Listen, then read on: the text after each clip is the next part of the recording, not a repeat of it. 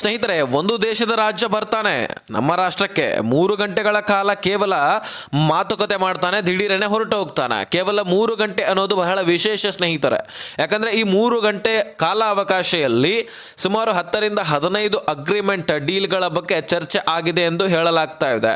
ಒಂದು ದೊಡ್ಡ ಚರ್ಚೆ ಕೂಡ ಇದರಲ್ಲಿ ಆಗಿದೆ. ಹೌದು, ಈ 15 ವಿಷಯಗಳಲ್ಲಿ ಒಂದು ದೊಡ್ಡ ವಿಷಯ ಕೂಡ ಚರ್ಚೆ ಆಗಿದೆ. ಅದು ಏನಂದ್ರೆ Bharat UAE strategic defence partnership ಬಗ್ಗೆನೂ ಕೂಡ ಮಾತುಕತೆ ಆಗಿದೆ ಎನ್ನಲಾಗ್ತಾ ಇದೆ. ಹೌದು ಸ್ನೇಹಿತರೆ, ಈ 3 ಗಂಟೆ ಅನ್ನೋದು ಬಹಳ ಇಂಪಾರ್ಟೆಂಟ್, ಮುಖ್ಯವಾಗಿರ್ತಕ್ಕಂಥದ್ದು. ಯಾಕೆ ಅಂತ ನಾನು ಹೇಳಿದೆ ಅಂದರೆ ಇದೇ ಕಾರಣಕ್ಕಾಗಿ.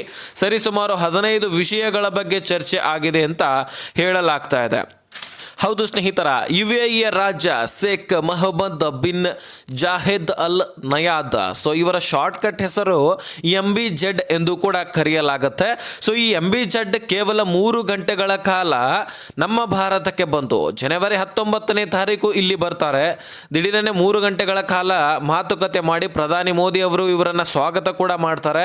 ಅವರ ಕಾರಿನಲ್ಲಿ ಕೂಡ ಕುಣಿಸ್ಕೊಂಡು ಅವರ ಆವಾಸಕ್ಕೆ ಕೂಡ ಬಂದು ಕೆಲವೊಂದಿಷ್ಟು ಗಂಟೆಗಳ ಕಾಲ ಮಾತುಕತೆ ಮಾಡ್ತಾರೆ. ಅಷ್ಟರಲ್ಲಿ ಕೆಲವೊಂದಿಷ್ಟು ಡೀಲ್ಗಳ ಬಗ್ಗೆ ಮಾತುಕತೆ ಆಗತ್ತೆ.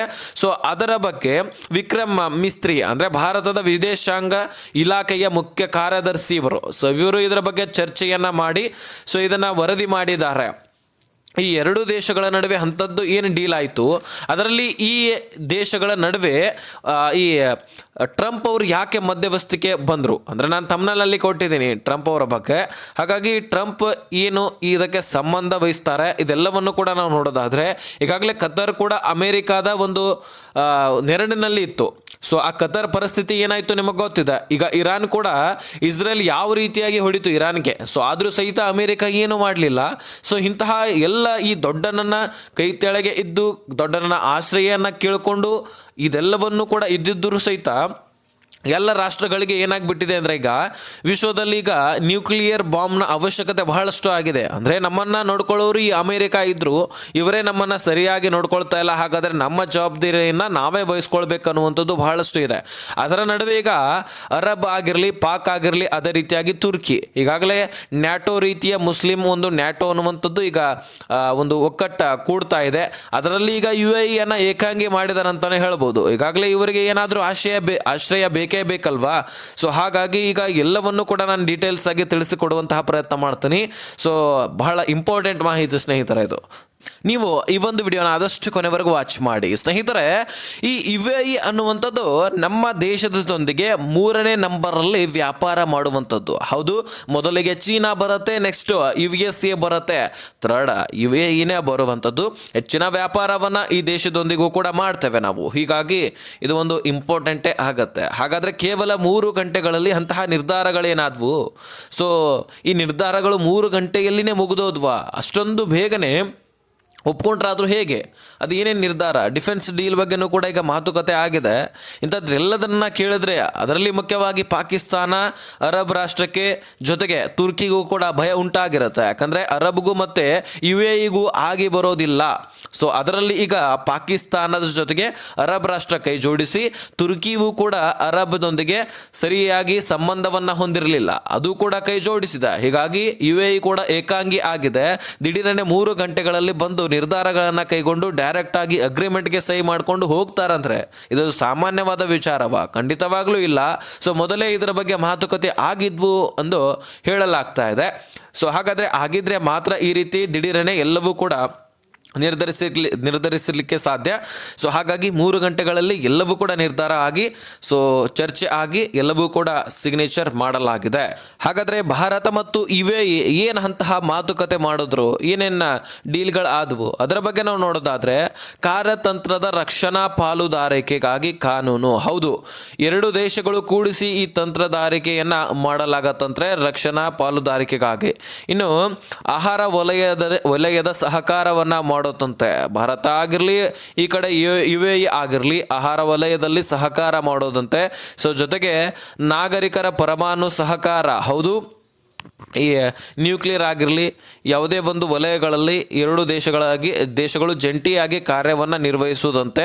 ಸೊ ಜೊತೆಗೆ ಡಾಲರ್ ವಿಶೇಷ ಪ್ರದೇಶದಲ್ಲಿ ಹೂಡಿಕೆ, ಅದರಲ್ಲಿ ಗುಜರಾತ್ನಲ್ಲಿ ಡಾಲರನ್ನು ಹೂಡಿಕೆ ಮಾಡಲಿದೆ ಅಂತೆ UAE. ಜೊತೆಗೆ ಈ ಒಂದು ಗುಜರಾತ್ ಅಷ್ಟೇ ಅಲ್ಲ, ಅಲ್ಲಿ ಸಕ್ಸಸ್ಫುಲ್ ಕಾಣಿದ್ರೆ ಇನ್ನೂ ಹಲವಾರು ಪ್ರದೇಶಗಳಲ್ಲಿ ಕೂಡ ವಿಶೇಷ ಪ್ರದೇಶಗಳಲ್ಲಿ ಡಾಲರ್ ಹೂಡಿಕೆಯನ್ನು ಮಾಡಲಿದೆ ಅಂತೆ. ಇನ್ನು ನಾಗರಿಕರ ಪರಮಾಣು ಮುಂದುವರಿಯುವಂತಹ ತಂತ್ರಜ್ಞಾನದಲ್ಲಿ ಕೂಡ ಜಂಟಿ ಕಾರ್ಯನಿರ್ವಹಿಸಲಿದೆ. ಸೊ 2032 ವೇಳೆಗೆ ವ್ಯಾಪಾರವನ್ನು 200 ಶತಕ ಕೋಟಿಗಷ್ಟು ದ್ವಿಗುಣಗೊಳಿಸುವಂತಹ ಗುರಿಯನ್ನು ಎರಡು ದೇಶಗಳು ಹೊಂದಿದ್ದಾವೆ. ಭಾರತದಲ್ಲಿ ಸೂಪರ್ ಕಂಪ್ಯೂಟರ್ AI ತಂತ್ರಜ್ಞಾನವನ್ನು ಹೆಚ್ಚಿನ ಪ್ರಮಾಣದಲ್ಲಿ ಸಂಸ್ಕೃತಿಯನ್ನು ತರಲಿದ್ದೆಯಂತೆ. ಹೀಗೆ ಹಲವಾರು ಮಾತುಕತೆ ಡೀಲ್ಗಳು ಆಗಿದ್ದಾವೆ. ಇನ್ನು ಈ ಟ್ರಂಪ್ಗೆ ಇದಕ್ಕೆ ಏನು ಸಂಬಂಧ ಅಂತ ಕೇಳೋದಾದ್ರೆ ಸ್ನೇಹಿತರೆ, ಮೊದಲಿಗೆ ಒಂದಿಷ್ಟು ಮಾಹಿತಿಯನ್ನು ನಾನು ನಿಮಗೆ ತಿಳಿಸಿದೆ. ಕತರ್ ಕೂಡ ಟ್ರಂಪ್ ಅನ್ನೇ ನಂಬ್ಕೊಂಡು ಕುಂತಿದ್ರು. ಅದರ ಪರಿಸ್ಥಿತಿ ಏನಾಯಿತು ನಿಮಗೆ ಗೊತ್ತಿದೆ. ಇರಾನ್ ಕೂಡ ಅದರ ಪರಿಸ್ಥಿತಿ ಈಗ ಏನಾಗಿದೆ ನಿಮಗೆ ಗೊತ್ತಿದೆ. ಟ್ರಂಪ್ನ ಶರಣದಲ್ಲಿತ್ತೋದು. ಇಸ್ರೇಲ್ ಯಾವ ರೀತಿಯಾಗಿ ಅದಕ್ಕೆ ಹೊಡೆತವನ್ನು ಕೊಟ್ಟಿತ್ತು ನಿಮಗೆ ಗೊತ್ತಿದೆ. ಇಡೀ ದೇಶದಾದಂತಹ ಸದ್ದು ಮಾಡಿತ್ತು. ಸೊ ಇಲ್ಲಿರ್ತಕ್ಕಂತಹ ಸಾಕಷ್ಟು ಪ್ರಜೆಗಳು, ನಮ್ಮ ಭಾರತೀಯ ಪ್ರಜೆಗಳು ಇರಾನ್ಗೆ ಸಪೋರ್ಟ್ ಮಾಡ್ತಾ ಇದ್ದು, ಇನ್ನು ಕೆಲವೊಂದಿಷ್ಟು ಪ್ರಜೆಗಳು ಇಸ್ರೇಲ್ಗೆ ಸಪೋರ್ಟ್ ಮಾಡ್ತಾ ಇದ್ರು. ಅದರ ಬಗ್ಗೆ ಇಲ್ಲಿ ಚರ್ಚೆ ಆಗ್ತಾ ಇತ್ತು ಬಹಳದಾಗಿ. ಸೊ ಆದರೆ ಸದ್ಯಕ್ಕೆ ಅಲ್ಲಿ ಟ್ರಂಪ್ ಯಾವುದೇ ರೀತಿಯಾದಂತಹ ನಿರ್ಧಾರ ಕೈಗೊಳ್ಳಿಲ್ಲ, ಇರಾನ್ಗೆ ಸಪೋರ್ಟ್ ಮಾಡಲಿಲ್ಲ. ಇರಾನ್ ಅವರ ಒಂದು ಸಪೋರ್ಟ್ ಕೇಳ್ತಾ ಇತ್ತು. ಹೀಗಾಗಿ ಅಮೇರಿಕ ದೊಡ್ಡಣ್ಣ ಅಂತ ಕರೆಸ್ಕೊಳ್ತಾ ಇತ್ತು. ಟ್ರಂಪ್ ಯಾರಿಗೂ ಕೂಡ ತನ್ನ ಸಹಾಯ ಹಸ್ತವನ್ನು ಜೋಡಿಸಲಿಲ್ಲ. ಅದೇ ರೀತಿಯಾಗಿ ಈಗ ಯುರೋಪಿಯನ್ ರಾಷ್ಟ್ರಗಳಲ್ಲಿ ಕೂಡ ಈಗ ದನಿಗೆ ಎಬ್ಬಿಸಿಬಿಟ್ಟಿದ್ರು. ಸೊ ನನಗೆ ಗ್ರೀನ್ಲ್ಯಾಂಡ್ ಬೇಕು ಅಂತಕ್ಕದ್ದನ್ನು ಕೂಡ ಅಲ್ಲಿ ದನಿಗೆ ಎಬ್ಬಿಸಿದ್ರು. ಸೊ ಅದೆಲ್ಲವೂ ಕೂಡ ನಿಮಗೆ ಹಿಂದಿನ ವಿಡಿಯೋಸ್ಗಳಲ್ಲಿ ನಾವು ತಿಳಿಸಿದ್ವಿ. ಸೊ ಹೀಗಾಗಿ ಈ ದೊಡ್ಡಣ್ಣನ ಶರಣದಲ್ಲಿರೋದೇನಿದೆ, ಸೊ ನಮ್ಮದೇ ಆದಂತಹ ಶಸ್ತ್ರಗಳನ್ನು ನಾವು ರೆಡಿ ಮಾಡ್ಕೊಳ್ಬೇಕು, ನಮ್ಮ ಭದ್ರತೆಯನ್ನು ನಾವೇ ಮಾಡ್ಕೊಳ್ಬೇಕು. ಆದಷ್ಟು ಒಂದೇ ಮಾತಿನಲ್ಲಿ ಹೇಳಬೇಕಂದ್ರೆ ಇಡೀ ವಿಶ್ವದಲ್ಲಿರ್ತಕ್ಕಂತಹ ಎಲ್ಲ ರಾಷ್ಟ್ರಗಳಿಗೆ ಹೆಚ್ಚಾಗಿ ಜಂಟಿಯಾಗಿ ಈಗ ನ್ಯಾಟೋ ರೀತಿಯ ಸಂಬಂಧವನ್ನು ಹೊಂದಲಿಕ್ಕೆ ಹೆಚ್ಚಾಗಿ ಹಾತೊರಿತಾ ಇದ್ದಾವೆ. ಇದರ ಜೊತೆಗೆ ವಿಶ್ವದಲ್ಲಿ ನ್ಯೂಕ್ಲಿಯರ್ ಬಾಂಬ್ಗಳ ಅವಶ್ಯಕತೆ ಬಹಳಷ್ಟು ಇದೆ ಅಂತ ಅನಿಸುತ್ತೆ. ಪ್ರತಿಯೊಂದು ರಾಷ್ಟ್ರಗಳಲ್ಲಿ ಈಗ ಇರಾನ್ ಕೂಡ ನ್ಯೂಕ್ಲಿಯರ್ ಬಾಂಬ್ನ ರೆಡಿ ಮಾಡಲಿಕ್ಕೆ ಬಹಳಷ್ಟು ರೆಡಿ ಆಗ್ತಾ ಇತ್ತು. ಅದಕ್ಕೆ ಅಮೆರಿಕ ಈಗ ಸದ್ಯಕ್ಕೆ ಏನು ಮಾಡ್ತಾ ಇದೆ, ಇರಾನ್ಗೆ ಯಾವುದೇ ರೀತಿಯಾದಂತಹ ಬೆಂಬಲ ಕೊಡ್ತಾ ಇದ್ರಲ್ಲ, ಅದರಲ್ಲಿ ಖಮೇನಿಯ ಸರ್ಕಾರವನ್ನು ಅಲ್ಲಿಂದ ಕಿತ್ತೆಸಬೇಕನ್ನುವಂಥದ್ದು ಟ್ರಂಪ್ನ ನಿರ್ಧಾರ ಆಗಿದೆ. ಇಸ್ರೇಲ್ಗೆ ಸಪೋರ್ಟ್ ಕೊಡ್ತಾ ಇದೆ. ಇದನ್ನೆಲ್ಲದನ್ನು ಕೂಡ ನೋಡಿದರೆ ಇವೇ ಈಗ ಏಕಾಂಗಿ ಆಗಿದೆ. ಅದರಲ್ಲಿ ಅರಬ್ ರಾಷ್ಟ್ರ ಈಗ ಏನು ಮಾಡ್ತಾ ಇದೆ, ಸೌದಿ ಅರೇಬಿಯಾ UAE ಪೂರ್ತಿಯಾಗಿ ವೈರತ್ವವನ್ನು ಹೊಂದಿಬಿಟ್ಟಿದೆ. ಹೀಗಾಗಿ UAE ಕೂಡ ಈಗ ಭಾರತದೊಂದಿಗೆ ಜಂಟಿಯಾಗಿ ಈಗ ಈ ಡಿಫೆನ್ಸ್ ಡೀಲನ್ನು ಒಂದು ಸಹಿ ಹಾಕಲಿಕ್ಕೆ ಮುಂದಾಗಿದ್ದಾವೆ. ಯಾಕಂದರೆ ಅರಬ್ ರಾಷ್ಟ್ರಕ್ಕೆ ಪಾಕ್ ಒಂದು ಬೆನ್ನೆಲುಬಾಗಿರುತ್ತೆ.